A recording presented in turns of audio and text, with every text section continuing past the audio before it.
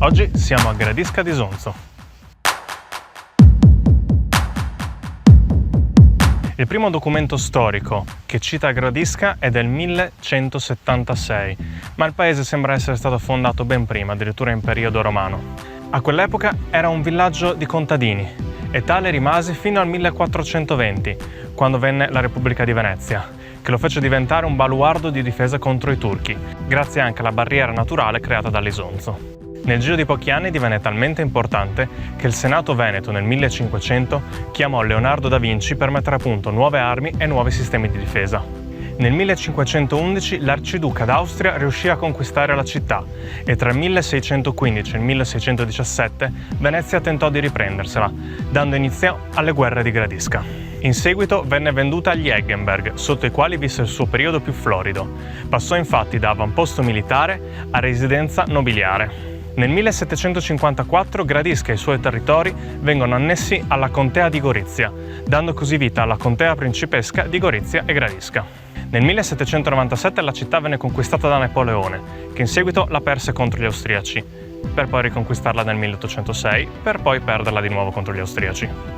Gli abitanti di Gradisca partecipano alla Prima Guerra Mondiale sotto l'uniforme austro-ungarica e durante la ritirata di Caporetto la città viene data alle fiamme dall'esercito italiano in fuga. Nel 1921 viene annessa all'Italia.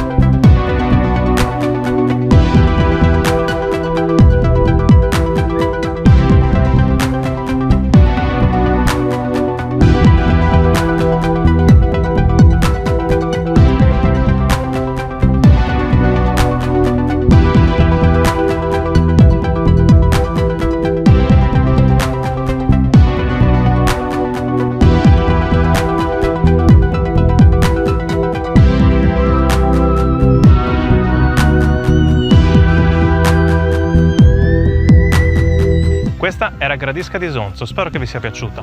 Come al solito, se avete altri posti da consigliarmi o che volete vedere, lasciate un commento qui sotto.